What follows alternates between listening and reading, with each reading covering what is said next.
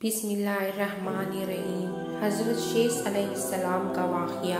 حضرت آدم علیہ السلام کے بیٹے قابل نے اپنے بھائی حابیل کو قتل کر دیا تو اللہ تعالیٰ نے اس کوے کے ذرائع بھائی کی لاش دفنانے کا طریقہ بتایا، جس پر عمل کرتے ہوئے اس نے لاش دفنا دی۔ اب اسے اپنے والد کے غصے کا خوف تھا۔ اس موقع پر شیطان نے قابل کو گھر سے بھاگ جانے کی ترغیب دی، کیونکہ اسے یہ خوف لاحق تھا کہ اگر قابل حضرت آدم علیہ السلام کے پاس رہا تو کہیں توبہ و استغفار کے بعد دوبارہ راہ خدا پر نہ آ جائے۔ چنانچہ اس نے قابل سے کہا، اب تجھے تیرے والد زندہ نہیں چھوڑیں گے، تجھے قتل کر ڈالیں گے، تو یہاں سے بھاگ جا۔ قابل کو تو پہلے ہی اس بات کا خوف تھا، لہٰذا وہ یمن فرار ہو گیا، جہاں اس نے سکونت اختیار کی اور بعد ازاں اس نے شادیاں بھی کی، جن سے اولاد کثیرہ پیدا ہوئی۔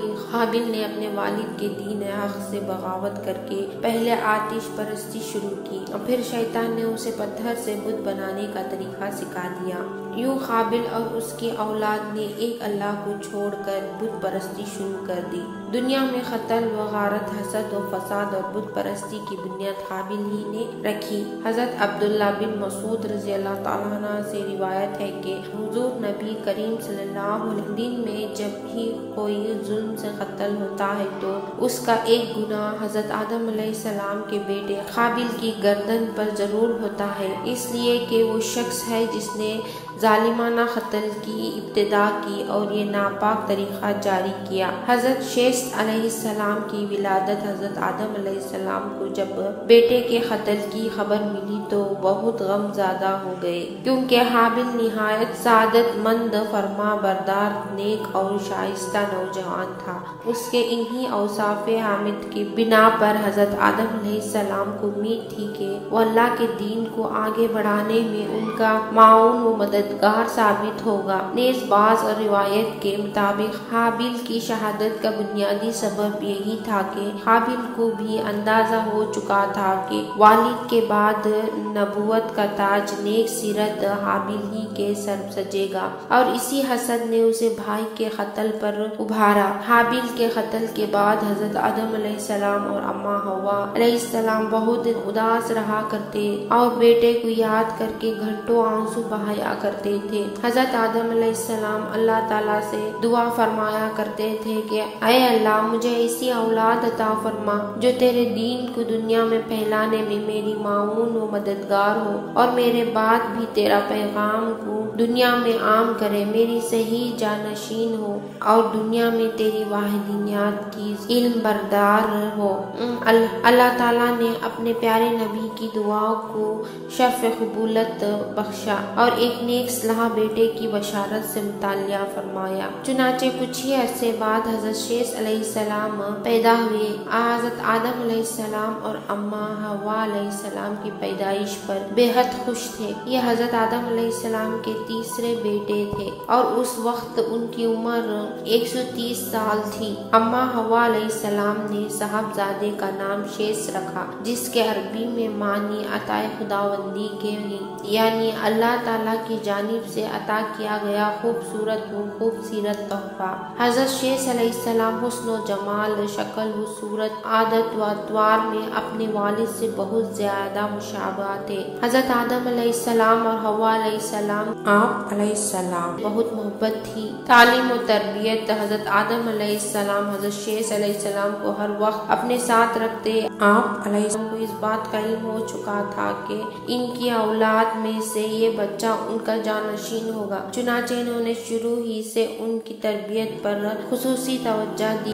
آپ علیہ السلام حضرت شیث علیہ السلام کو جنت کا حوالہ سناتے، اچھے اور برے کی پہچان کرواتے۔ جو حضرت شیث علیہ السلام بڑے ہوتے گئے، ان کی پوشیدہ صلاحیت اور والدین کی تعلیم و تربیت رنگ لاتی رہی۔ حضرت آدم علیہ السلام نے ان کو درس و تدریس اور وعظہ و تبلیغ کے خوبصورت اور منفرد طریقہ سکھائے، انہیں دن و رات کی گھڑیاں کی پہچان کروائی، ان اوقات میں ہونے والی عبادتوں کی تعلیم دی۔ ان کے علاوہ طوفان نوح کے بارے میں بھی آگاہ کیا جو کچھ عرصے بعد آنا تھا۔ حضرت آدم علیہ السلام اور حضرت حوا علیہ السلام حضرت شیث علیہ السلام سے بڑی امید تھی، جس کی بڑی وجہ یہ تھی کہ ان کا ایک بیٹا قتل ہو گیا، دوسرا شیطان کا پیروکار بن کر کفر کے راستے پر چل نکلا تھا۔ اب اللہ کے دین کو آگے پھیلانے اور شیطان کے شر کا مقابلہ کرنے کے لیے حضرت آدم علیہ السلام کے بعد حضرت شیث علیہ السلام ہی تھے۔ چنانچہ جب حضرت آدم علیہ السلام کی وفات کا وقت قریب آیا تو انہوں نے حضرت شیث علیہ السلام کو اپنا خلیفہ اور جانشین نامزد کیا۔ 960 برس کی عمر میں حضرت آدم علیہ السلام نے وفات پائی۔ جب حضرت آدم علیہ السلام کی موت کا وقت قریب آیا تو آپ نے حضرت شیث علیہ السلام کو بلوایا اور فرمایا، بیٹا تم جو کچھ دیکھ رہے ہو خدا نے اپنی قدرت کے ذرائع ہمیں عطا فرمایا ہے، اور خدا نے مجھے حکم دیا ہے کہ میں تمہیں اپنا جانشین مقرر کروں اور اس کی امانتوں کو تمہارے حوالے کروں۔ میرے سر کے نیچے میرا وصیت نامہ ہے جس میں حکمت اصل عالمین اور اس میں عزم ہے، جب میں اس دنیا سے چلا جاؤں تو اسے لے لوں اور کسی کو اس کے بارے میں اطلاع نہ دینا اس وقت تک جب تک تم پر بھی میری طرح کا وقت نہ آ جائے۔ اس وقت یہ کسی کو دینا ہے، اس میں غور اور فکر کرنا، اس میں ان تمام مسائل جن کی تمہیں ضرورت ہوگی چاہے وہ دنیاوی ہو یا دینی سب موجود ہے۔ پھر حضرت آدم علیہ السلام نے فرمایا کہ بیٹا مجھے یہ خواہش ہو رہی ہے کہ میں جنت میں ان کو کھاؤں، تم پہاڑ پر جاؤ اور جو بھی فرشتے تمہیں دیکھیں اسے کہو میرا والد مریض ہے اور آپ سے کہہ رہے ہیں انہیں جنت کے میوے ہدیہ کریں۔ حضرت شیث علیہ السلام پہاڑ پر جانے لگے۔ راستے میں جناب حضرت جبرائیل علیہ السلام کو فرشتوں کے ایک گرد کے ساتھ دیکھا۔ جناب جبرائیل علیہ السلام نے حضرت شیث علیہ السلام کو سلام کیا اور پوچھا آپ کہاں جا رہے ہیں؟ حضرت شیث علیہ السلام نے پوچھا کہ آپ کون ہیں؟ جناب جبرائیل علیہ السلام نے فرمایا میں روح العالمین جبرائیل ہوں۔ حضرت شیث علیہ السلام نے فرمایا میرے والد نے آپ کو سلام کیا ہے اور کچھ جنت کے میووں کی درخواست کی ہے۔ جناب جبرائیل علیہ السلام نے فرمایا آپ کے والد پر سلام ہوا۔ اے شیث علیہ السلام آپ کے والد اس دنیا سے گزر چکے ہیں۔ اس کے بعد دونوں مل کر حضرت آدم علیہ السلام کے جنازے پر آئے۔ امام صادق علیہ السلام سے روایت نقل کی گئی ہے کہ جس وقت حضرت آدم علیہ السلام کا انتقال ہوا اور جب نماز پڑھنے کا وقت آیا تو حضرت شیث علیہ السلام نے جناب حضرت جبرائیل علیہ السلام سے کہا کہ آپ سامنے آئے اور اللہ کے نبی کی نماز پڑھائیں۔ جناب جبرائیل علیہ السلام نے کہا خدا نے ہمیں آپ کے والد کو سجدہ کرنے کا حکم دیا تھا، ہم ان کے اولاد پر سبقت نہیں لیں گے اور آپ ان کے بہترین فرزند ہیں۔ حضرت شیث علیہ السلام نے حضرت جبرائیل امین کے بتائے ہوئے طریقے کے مطابق والد حضرت آدم علیہ السلام کی تدفین کی۔ حضرت شیث علیہ السلام نبوت کے منصوب پر اللہ رب العزت نے حضرت شیث علیہ السلام کو نبوت کے عظیم منصوب پر فائز فرمایا اور اولاد کثیرہ سے نوازا۔ پھر یہ کہ ان کی اولاد نہایت فرما بردار اور نیک بھی تھی جو اپنے والد کے ساتھ تبلیغ دین کے کاموں میں مصروف رہتی۔ روایت میں ہے کہ اللہ تعالیٰ نے اپنے پیغمبروں پر 100 صفحے نازل کیے اور 4 کتابیں، ان 100 صفحے میں سے 50 صفحے حضرت شیث علیہ السلام پر اترے۔ ابن کثیرہ گویا کہ قرآن کریم میں جن 25 انبیاء کریم علیہ السلام کے اسماء گرامی مذکور ہیں ان میں حضرت شیث علیہ السلام کا نام شامل نہیں، تاہم حدیث مبارک میں ان کے نبی ہونے کا صراحت کے ساتھ ذکر ہے۔ حضرت شیث علیہ السلام نے اپنی پوری زندگی والد کی دی ہوئی تربیت کے تحت اللہ تعالیٰ کے دین کی سربلندی میں صرف کی۔ آخری عمر میں زیادہ ضعیف ہونے کی وجہ سے گوشہ نشین ہو گئے تھے، لیکن اولاد آپ صلی اللہ کے کام کو آگے بڑھاتی رہی۔ حضرت شیث علیہ السلام اپنے بھائی قابیل کی اولاد کو کفر و شرک میں مبتلا ہونے اور شیطان کا اعلی کار بننے رہنے کی وجہ سے فکر مند رہتے تھے اور انہیں راہ راستہ پر لانے کی کوشش کوششوں میں لگے رہتے تھے، جنہوں نے اپنے باپ قابل کی شکل کے بت بنا کر اس کی پوجا شروع کر دی تھی۔ روایت میں ہے کہ دنیا میں موجود تمام انسان یعنی بنی آدم صلی اللہ علیہ وسلم حضرت شیس علیہ السلام ہی کی اولاد ہیں، کیونکہ حابیل تو محض 20 برس کی عمر میں اپنے بھائی قابل کے ہاتھوں شہید کر دیے گئے تھے اور انہوں نے کوئی وارث بھی نہیں چھوڑا تھا، جبکہ دوسرے بیٹے قابل کی اولاد شیطان کی پیروکار، اللہ کی نافرمان اور کفر پر گامزن تھی، جسے طوفان نوح میں غرق کر دیا گیا تھا۔ مسلمانوں کی طرح یہودی اور عیسائی بھی حضرت شیس علیہ السلام کو حضرت آدم علیہ السلام و حوا علیہ السلام کا تیسرا بیٹا، نبی اور ان کا جانشین تسلیم کرتے ہیں، جبکہ وہ بھی اس بات کے قائل ہیں کہ موجود تمام انسان حضرت شیس علیہ السلام کی اولاد ہیں۔ حضرت شیس علیہ السلام کی لوگوں کو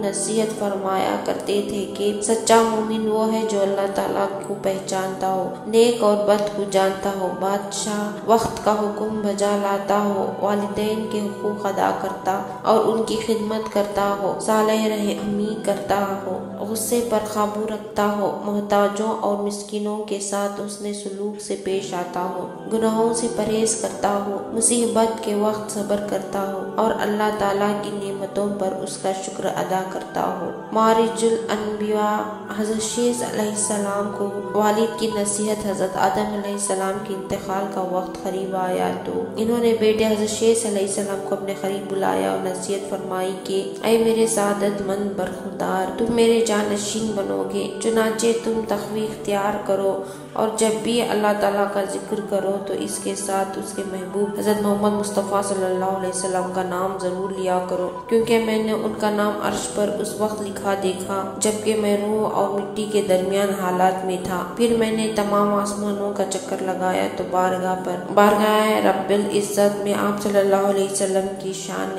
محبوبیت کا علم دیکھا کہ نام پاک محمد صلی اللہ علیہ وسلم اللہ کو اتنا پیارا ہے کہ آسمانوں میں کوئی ایسی جگہ نہیں جہاں یہ نام مبارک نہ لکھا ہو۔ میرے رب نے مجھے جنت میں رکھا تو میں نے جنت میں کوئی محل، کوئی بلا خانہ، کوئی دریچہ ایسا نہ دیکھا کہ جس پر اس میں محمد صلی اللہ علیہ وسلم تحریر نہ ہو، لہٰذا تم بھی کثرت کے ساتھ ان کا ذکر کیا کرو، کیونکہ فرشتے بھی ہر وقت اور ہر آن ان کا ذکر کرتے رہتے ہیں۔ فتخص الانبیاء میں علامہ ابن کثیر تحریر فرماتے ہیں کہ جب حضرت شیس علیہ السلام کی وفات کا وقت قریب آیا تو انہوں نے بھی اپنے فرزند انوش کو معلومات سربد کر دیے۔ انوش کے بعد اس کا ولی عہد خینان بنا، اس کے بعد خینان کا فرزند ماہلائل ان کا جانشین بنا، اور ایرانی اجمعی لوگ انہی کے بارے میں خیال رکھتے تھے کہ یہ 7 ولادتوں کے بادشاہ بنے، اور یہ پہلے شخص ہیں جنہوں نے جنگلات کا صفایا کر کے شہروں اور قلعوں کی بنیاد ڈالی، اور انہوں نے ہی شہر بابل اور شہر سواس آباد کیے۔ ابلیس اور اس کے لشکروں، جنوں وغیرہ کو بھی مار کر انسانی آبادی سے بھگا کر ویرانیوں اور گھاٹیوں میں دھکیل دیا۔ ان کا ایک بڑا تاج بھی تھا اور وہ لوگوں کو وعظ بھی فرماتے تھے۔ ان کی بادشاہی 40 سال رہی۔ جب وفات کا وقت قریب آیا تو انہوں نے اپنے فرزند اخنوخ کو اپنا جانشین مقرر کیا اور انہی مختلف کاموں کی انجام وحی کے حوالے سے وصیت کی۔ مشہور قول کے مطابق یہی اخنوخ حضرت ادریس علیہ السلام تھے، جنہیں حضرت شیس علیہ السلام کے بعد اللہ نے نبوت سے سرفراز فرمایا۔ حضرت شیس علیہ السلام کی وفات 912 برس کی عمر میں ہوئی اور ان سے منسوب مزارات 3 مختلف مقامات، پہلا غزرہ، دوسرا عراق کے شہر موصول اور تیسرا ایودھیا بھارت میں ہے۔ ان تینوں میں سے کس میں حضرت شیس علیہ السلام مدفون ہیں یہ اللہ تعالیٰ ہی بہتر جانتا ہے۔ اصل قرآن، معارج النبوات، روح البیان، موصول میں قائم مزار کو حالیہ عراق جنگ کے دوران شدید نقصان پہنچا۔ بعض روایت کے مطابق حضرت شیس علیہ السلام کا مکہ مکرمہ میں انتقال ہوا اور وہ وہیں سرپد خاک کیے گئے، جبکہ خیال یہ بھی ہے کہ حضرت شیس علیہ السلام کا مزار البینان کے ایک گاؤں شیس نبی